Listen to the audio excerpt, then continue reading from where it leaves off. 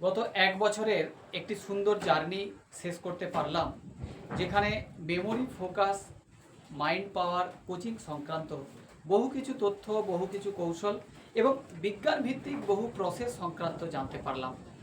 আমি আন্তরিকভাবে কৃতজ্ঞতা জানাবো আমাদের স্যার সম্মানীয় মতীন্দ্র দেবনাথ মহাশয়, যিনি দীর্ঘদিন ধরে বাংলা এবং বাংলার বাইরে ছাত্রছাত্রীদের পড়াশোনার কৌশল, ছাত্রছাত্রীরা কিভাবে পড়াশোনায় একাগ্রতা বাড়াবে, ছাত্রছাত্রীরা কিভাবে তার মায়ের সঙ্গে সখ্যতা বজায় রেখে তার জীবনযাত্রাকে এগিয়ে নিয়ে যাবে, কিভাবে অভিভাবক অভিভাবিকা অর্থাৎ বাড়ির যারা বড়রা রয়েছে তারা কিভাবে তাদের বাড়ির ছোটদের সঙ্গে ডিল করবে, অর্থাৎ নিজেদের মধ্যে আচার ব্যবহার ঠিকঠাক রাখবে, সেই সকল সংক্রান্ত বহুল তথ্য গত জুলাই মাস থেকে, অর্থাৎ গত বছরের জুলাই মাস 2025 সালের জুলাই মাস থেকে এবছরের জুলাই মাস 2026 সালে অনলাইনে প্রতি সপ্তাহে স্যারের সাক্ষাৎ পেতাম এবং গত 12ই আগস্ট থেকে আজকে 17ই আগস্ট পর্যন্ত আমরা অফলাইনে স্যারের ইগলগঞ্জ, যা আলিপুরদুয়ারে অবস্থিত, সেখানে আমরা প্র্যাকটিক্যালি এবং থিওরিক্যালি এবং অসংখ্য ছাত্রছাত্রীদের উপস্থিতিতে, তাদের অভিভাবকদের উপস্থিতিতে আমরা যে সকল তথ্য এতদিন জানছিলাম সেটাকে কিভাবে বাস্তবে প্রেজেন্ট করতে হবে, বাস্তবে তুলে ধরতে হবে, তার সাক্ষাৎ প্রশিক্ষণ পেলাম। এই যে প্রশিক্ষণ এক বছর ধরে চলল, এর আগে থেকেও গত কয়েক বছর ধরে স্যারের বিভিন্ন জায়গায় এই মেমোরি সংক্রান্ত বহু ক্লাসে আমি অংশগ্রহণ করেছি। মেমোরি সংক্রান্ত একাধিক বই পড়েছি। কনসেন্ট্রেশন কিভাবে বাড়ানো যাবে, অনেক স্বামীজি এ বিষয়ে অনেক কিছু লিখেছেন, সে সকল বই পড়া এবং বিভিন্ন কর্মসূচিতে অংশগ্রহণ, সেটা বাংলা এবং বাংলার বাইরে একাধিক মেডিটেশন সেন্টারে পৌঁছানো, বিশেষ করে বিপাসনা মেডিটেশন সেন্টার, একাধিক সংগঠনের সঙ্গে যুক্ত থাকা, মনের ক্ষমতা কিভাবে বৃদ্ধি করা যাবে তার একাধিক বই পড়ার মাধ্যমে এবং স্যারের সংস্পর্শে এসে সেগুলোকে বাস্তবে কিভাবে তুলে ধরা যায়, আমরা 12 তারিখ থেকে 17 তারিখে তার প্র্যাকটিক্যাল প্রশিক্ষণ শিখলাম। এই এত কিছু শেখার জন্য স্যারের চরণে কোটি কোটি প্রণাম, আন্তরিকভাবে কৃতজ্ঞতা জানাবো আমাদেরকে এই সুযোগ করে দেওয়ার জন্য।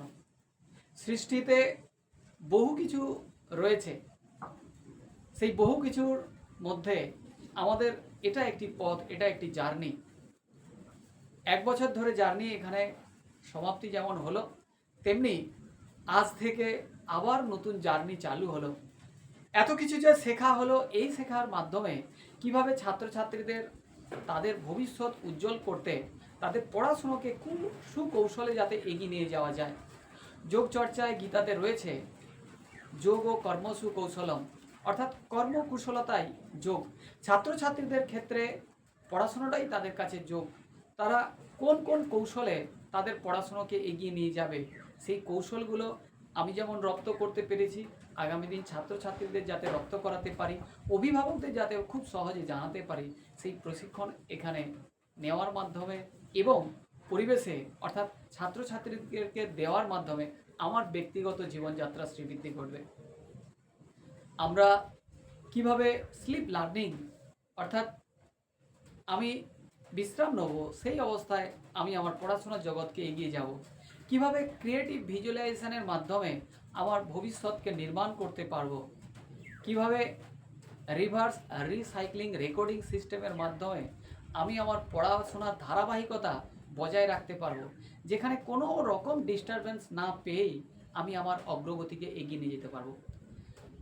বিশিষ্ট চিন্তাবিদ, বিশিষ্ট শিক্ষাবিদ ফাইম্যান টেকনিক, যেখানে teaching is the best way of লার্নিংয়ের মাধ্যমে আমি আমার ত্রুটিগুলোকে খুঁজে পাবো, আমি আমার ত্রুটিগুলোকে আগামী দিনকে অনেক সুন্দর সহজভাবে সকলের সামনে প্রেজেন্ট করতে পারবো, পরীক্ষার খাতাতে তুলে ধরতে পারবো এবং প্রতিকূল পরিবেশে কিভাবে নিজেকে এগিয়ে নিয়ে যেতে পারবো।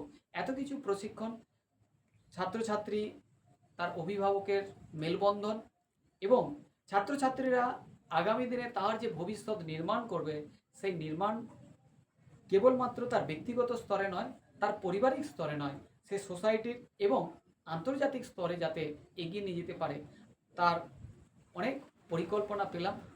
এই সকল পরিকল্পনা আশা রাখি আগামী দিন আমাদের স্থানীয় এলাকা ছাড়িয়ে বাংলার বিভিন্ন কর্নারে যাতে এগিয়ে দিতে পারি। ঈশ্বরের কাছে এই প্রার্থনা। সকলের সুস্বাস্থ্য এবং দীর্ঘ আয়ু কামনা করি। আপনারা যারা যে স্তরে রয়েছেন, ছাত্রছাত্রীরা যারা যে স্তরে রয়েছে, তারা তাদের শ্রীবৃদ্ধি ঘটাক এই আশা রাখি। আর সৃষ্টিকর্তার কাছে প্রার্থনা করি, হে প্রভু, তোমার করুণায় আমাদের সকলের শরীর সুস্থ থাকুক, সকলের ভালো হোক, সকলের কল্যাণ হোক। আমরা যেন প্রত্যেকেই আমাদের যে জন্ম রয়েছে সেই জন্ম হচ্ছে কর্মের জন্য, আমাদের কর্ম কীর্তির জন্য। আমাদের সকলকে কীর্তিমান হতে হবে। আর কীর্তিমান হতে গেলে একটি বিষয়কে আমাদেরকে নির্ণয় নিতে হবে। আমরা যাতে প্রত্যেকেই আমাদের যে জীবনের যে উদ্দেশ্য রয়েছে, কি জন্য আমাদের এই জন্ম, সেই জন্মের উদ্দেশ্যটাকে যাতে আমরা সফল করতে পারি। ব্যক্তিগত আমি, ব্যক্তিগতভাবে আপনি এবং আমরা সকলে যাতে সেই পথে এগোতে পারি, এই আশা রেখে আজকের বার্তা এখানে বিরাম রাখছি। নমস্কার।